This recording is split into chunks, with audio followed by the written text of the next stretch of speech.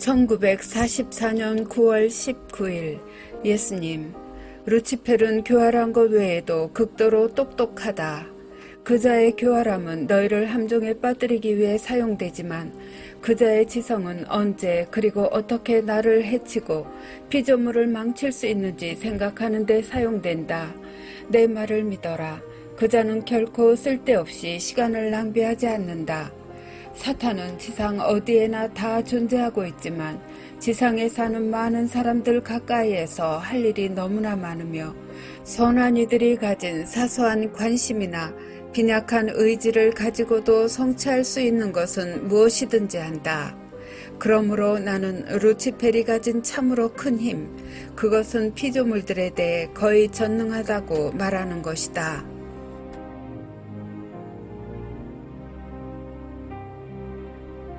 사탄은 자신의 시간을 잘 계산하고 효율적으로 일하기 위해 한순간도 낭비하지 않는다.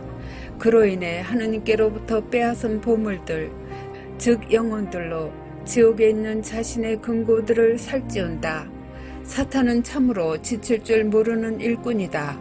높은 곳에 계시는 지칠 줄 모르고 일하시는 분은 너희 각자에게 좋은 일을 하신다.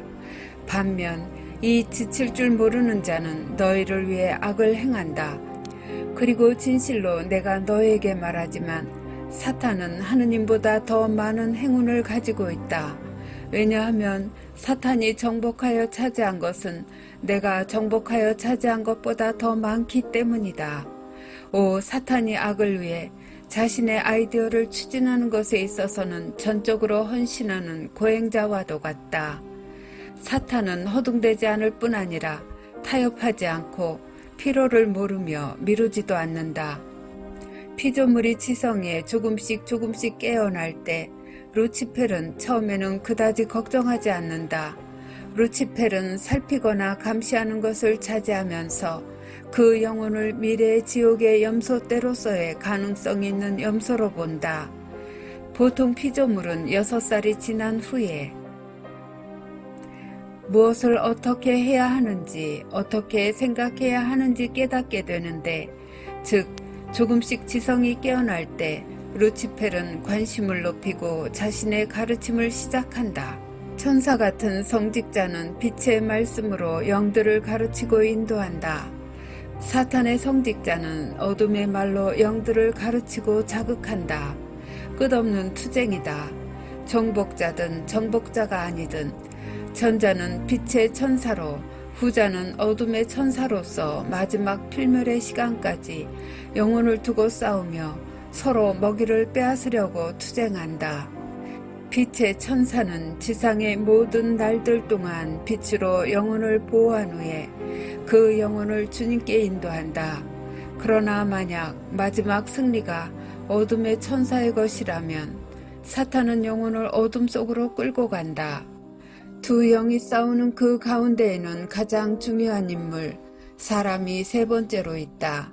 사람은 자신의 의지대로 할 자유가 있고 지성과 이성이 부여되며 세례로 인해 그에게 되돌아온 은총의 헤아릴 수 없는 힘에 의해 강화되고 성사들이 그 사람 안에서 은총을 증가시켜주고 유지시켜준다.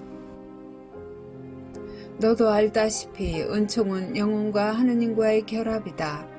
그러므로 그것은 사탄의 덕과 타락의 유혹에 맞서 다시 일어설 수 있는 난공불락에 힘을 주는데, 왜냐하면 하느님과의 결합이 너희를 반신들로 만들기 때문이다.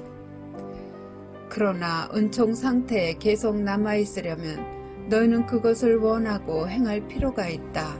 사탄과 너 스스로에게도 나는 하느님의 것이고 오직 하느님만의 것이 되고 싶다 고 말할 필요가 있다. 그러므로 너희는 내 가르침과 조언에 순종해야 한다. 항상 더 큰 선을 따르고 추구하고 차지하려는 지속적인 노력을 해야 하는 것이다. 그래서 절대적인 성실성과 끊임없는 경계가 필요하다. 그러므로 영웅적 행위는 세 가지 강한 욕망의 유혹들, 즉 유격, 돈, 권력과 여러 얼굴들을 가지고 있는 외적인 자아를 정복하는 것에 있다. 소수의 사람들, 매우 적은 수의 사람들, 너무나도 적은 수의 사람들이 이러한 것에 대해 어떻게 해야 하는지 알고 있다.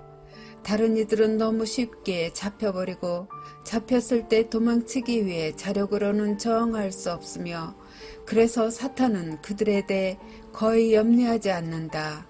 사탄은 고양이가 쥐를 가지고 놀듯 그렇게 한다. 사탄은 그들을 잡아서 목을 조르고 기절시킨 다음 잠깐 홀로 내버려 두었다가 그들이 소심하게 도망갈 기미가 보이면 한 번 더 발톱을 세워 다시 잡아 핥혀서 제압한다. 그 이상은 없다. 사탄은 그들이 그자의 것이라는 것을 알고 있으며 그런 이들에게는 많은 시간을 낭비하지 않으며 지성도 많이 사용하지 않는다. 그러나 만약 그 영혼이 내 것이라면, 내 것이라면 그것은 얘기가 달라진다. 그 영혼들은 그자의 격렬한 굶주림을 가장 만족시켜주는 먹잇감이기 때문이다. 그들은 흔들리지 않는 존재들이다. 그러나 전문 사냥꾼인 사탄은 어려운 게임을 공략하는 것은 큰 가치가 있음을 알고 있다. 왜냐하면 그들은 하느님의 기쁨이기 때문이다. 사탄은 하느님께 슬픔과 불쾌감과 실망을 줄 수 있는 큰 축제를 개최하여 무수한 사람들을 죄에 빠뜨린다. 그자는 증오에 살고 있다. 하느님은 사랑으로 살아가신다. 그자는 증오 자체이다. 하느님은 사랑 자체이시다. 증오는 그자의 피다. 사랑은 나의 피다. 그자는 나의 것에 대한 관심과 감시를 배가시킨다는 것을 알아라. 아이들은 허물어진 요새에 들어가 노는 것을 좋아한다. 그러나 잔인한 지옥의 왕은 그것을 원하지 않는다. 그자는 하느님의 요새를 원하고 가장 거룩한 이름, 하느님이라는 이름을 원한다. 사탄은 너희를 포획하여 너희를 내게서 빼앗고 영과 육체와 이성이라는 삼위일체적 존재인 너희 안에서 하느님이라는 이름을 말살하고 내 정원에 꽃들인 너희 모두를 지옥을 위한 더러운 것으로 만들고 그리하여 거룩한 옥자를 향해 신성모독적인 웃음을 던지며 인간과 하느님에 대한 승리로 웃는다. 이것이 사탄의 기쁨이다. 너희가 더 내 것일수록 그자는 너희를 자신의 것으로 만들기 위해 더욱 끈덕지게 노력을 기울인다. 그러나 너희에게는 끊임없는 경계심과 의지가 있기 때문에 교활한 그자는 다른 사람들에게 사용하는 일반적인 방법으로 너희를 쫓아다니거나 추적하지 않는다. 그자는 항상 멀찌감치 거리를 두고 가장 예기치 않는 순간에 그리고 가장 예기치 못한 동기로 너희 뒤통수를 치며 공격한다. 그자는 너희의 고통을 이용하고 너희가 필요로 하는 것을 이용하고 너희가 포기하는 것을 이용하고 너희의 실망을 이용하는데 피우마처럼 뛰어오르며 너희를 당황케 하고 슬픔과 순간적인 약점을 이용해 너희를 정복함으로써 모든 것을 자신의 것으로 만들기를 희망한다. 수단이 뭐냐고? 무한하다. 방법이 뭐냐고? 오직 하나이다. 그것은 호의적이고 달콤한 거짓말이다. 합리적이고 조용한 말이다. 돕고 싶어하고 겉보기에는 도움이 되는 듯한 우정 같은 것이다. 그자에게서 공격을 받은 적이 있느냐? 너희는 다시 공격을 받을 것이다. 많이, 항상 더 교활한 방법으로 그자가 나와 너희에게 무엇을 가지고 있을 것 같으냐?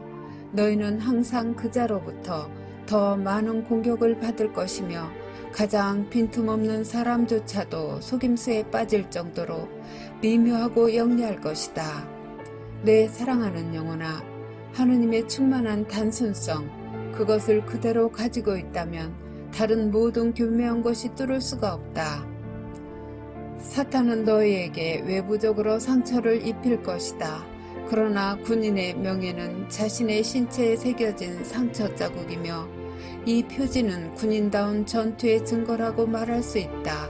그리고 군인의 신체에 이 상처 자국이 많을수록 세상은 그의 용맹함에 더욱 존경을 표한다. 영적 전투에서도 똑같다. 사탄과의 싸움에 이긴 상처들은 너희 영혼을 손상시키지 않고 너희에게 왕적인 존재인 영을 감싸고 있는 것을 멍들게 할 뿐인데 그것은 너희의 영예가 될 것이다. 이 상처들 때문에 너희는 천국에서 영예롭게 될 것이다.